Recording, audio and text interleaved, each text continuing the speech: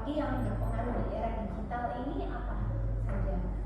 Kita mau terbuka dengan beberapa inovasi-inovasi yang melek tentang digitalisasi. Kita nggak bisa kita menutup diri untuk tidak membuka diri untuk itu. Contoh.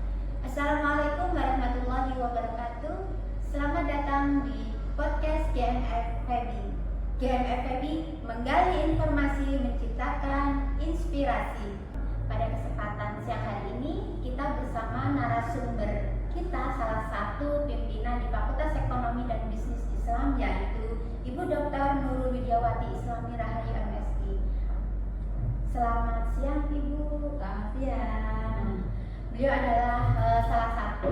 adalah Wadek 1 dari Fakultas Ekonomi dan Bisnis Islam. Tentunya tema kita sangat sesuai ya. Pada kesempatan ini kita akan membahas tentang kepemimpinan dalam era digital. Ibu, kepemimpinan bagaimana menurut Ibu? Oke, sebelum bahas kepemimpinan nih, ini kayaknya perdana yang cukup cetar di GMF. Selamat untuk GMF dan timnya. Ibu senang sekali pada hari ini bisa duduk bareng dengan Mbak moderator yang sangat cantik, bertanya tentang bagaimana sih leadership itu. Leadership dalam kacamata teori adalah memimpin atau merubah sekelompok orang atau merubah orang lain yang bisa dijadikan satu perubahan yang sevisi. Oke, tentunya kalau leadership kepemimpinan dulu sama sekarang itu pasti berbeda ya Ibu. Ya, Ya. Apalagi di era digital. Apakah ada Ibu perbedaan Ibu ketika memimpin era dulu tradisional dengan sekarang yang semakin berkembang di era digital? Pertanyaan ini cukup smart dan cukup tepat. Karena apa? Kebetulan saya di dua era itu yang menjadi Wadek 1. Yang saya katakan Wadek 1 pertama itu masih tradisional. Saya di situ banyak belajar bagaimana sih menjadi seorang wakil dekan 1 yang bergerak di bidang akademik dan kelembagaan. Saya belajar mati-matian pada waktu itu saya katakan masih tradisional karena semua bersifat otodidak, bersifat apa adanya, tidak mengenal digitalisasi. Jadi masih bisa namanya itu kita membuat policy yang itu ngapunten dalam tanda kutip itu tidak berkaitan dengan digitalisasi. Setelah periode berikutnya, dari periode terakhir saya menjadi Wadek 1 itu semua serba digital.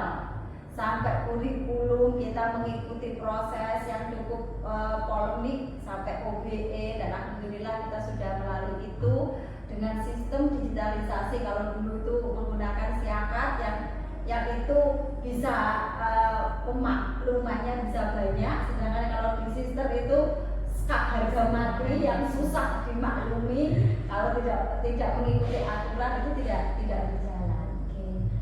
Semakin kesini semakin berkembang tentu banyak ya Bu yang tantangan yang Ibu lalui. Tantangan itu kira-kira kan ada beberapa strategi nih Bu untuk menghadapi tantangan yang sudah ada. Apa ini strategi? Yang pertama adalah kita mau terbuka dengan tantangan itu. Kita mau berusaha untuk menerima tantangan itu dan mau mengimplementasikan apa sih tantangan itu sebenarnya, dan kita bekerja sama dengan tim Solid Febi untuk menjalankan tantangan itu. Oke, nggak ada yang nggak bisa ya Bu. Kita mau belajar, kita mau berusaha. Baik, Ibu ini kan sudah 2 periode ya. Ibu sempat dari kepemimpinan rektor yang dulu kemudian beralih lagi ke kepemimpinan yang sekarang. Nah, bagaimana menurut Ibu sebenarnya untuk menjadi pemimpin yang inovatif, apalagi yang berpengaruh di era digital ini apa saja? Kita mau terbuka dengan beberapa inovasi-inovasi yang melek tentang digitalisasi. Kita nggak bisa kita menutup diri untuk tidak membuka diri untuk itu. Contohnya aja misalnya kita melakukan kerjasama dengan luar negeri, yang itu mau nggak mau memang biayanya cukup gede nih, maka bisa dilakukan dengan online. Bagaimana proses pembelajaran, review kurikulum, visi misi, sampai bagaimana kita melakukan tridharma perguruan tinggi itu dengan inovasi-inovasi itu. Baik Ibu, untuk tantangan-tantangan tadi ya, setelah kita mengupas tantangan, strategi itu, kemudian kira-kira ini Ibu kan sebagai Wadet 1 ya, program kerja yang sudah mungkin yang Ibu aplikasikan dari yang kemarin sampai yang sekarang ini, bedanya itu di apa? Bedanya tridharma itu begini. Yang pertama pendidikan. Yang tahun kemarin kita tidak mengenal namanya daring luring, belum mengenal daring luring dan belum mengenal perpaduan. Sekarang kita sudah mengenal dalam segi pendidikan. Evaluasi pendidikan kita lakukan dengan cara bekerja sama dengan GMF, UKM. Kita mengevaluasi dengan menggunakan digitalisasi juga. Monet juga begitu, semua serba digital. Yang berikutnya adalah riset, penelitian yang dulunya itu saja dilakukan, sekarang sudah semua lewat aplikasi. Ada Kitab Dimas, ada penelitian Kemenak dan joint riset, ada bahkan yang terbaru adalah kita mencoba untuk mengikuti tren adanya riset group. Pengabdian juga seperti itu, semua kita mencoba untuk berkolaborasi dengan teman-teman yang ada di luar negeri untuk melakukan kolaborasi internasional. Jadi riset group ini yang salah satu pembaruan ya Bu, yang bisa dikatakan ini yang berbeda ya Bu, untuk penambahan program untuk FEBI ini ke depannya lebih maju. Betul, dan alhamdulillah saya dibantu oleh tim Solid FEBI itu mampu melalui tahapan-tahapan digitalisasi itu dengan kompak, dengan solid, dan alhamdulillah sekali kita selalu selangkah lebih maju daripada, mohon maaf, fakultas yang lain. Contoh OBE kita sudah jalan dulu, baru unit itu mengaplikasikan OBE. Riset group hari ini, riset group itu di fakultas lain hanya ada SK-nya. Kita sudah berjalan dengan dibantu teman-teman tim Solid FEBI. Saya tidak bisa sendiri, kekurangan saya akan dilengkapi oleh tim Solid FEBI. Baik, oke. Baik, itu tadi ya Bu. Kemudian kalau kita lihat nih Bu, tentu ada hambatan selama Ibu memimpin. Kalau dulu kan di era tradisional mungkin berita ataupun apa itu masih kurang menyebar. Nah, kalau sekarang kan dikit-dikit lebih, informasi itu lebih cepat. Nah, mungkin Ibu pernah menghadapi hal-hal yang dirasa Ibu susah atau gimana di era digital ini?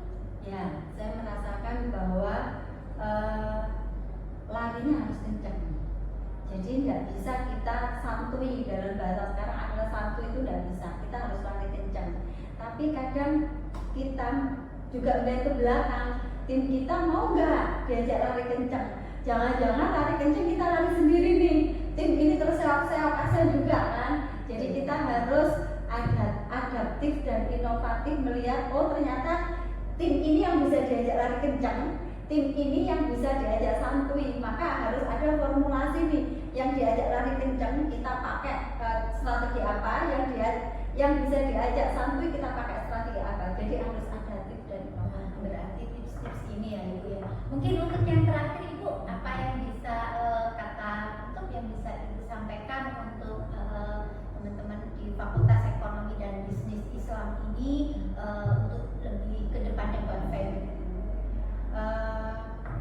Ibu melihat bahwa setiap masa itu ada orangnya dan setiap orang ada masanya.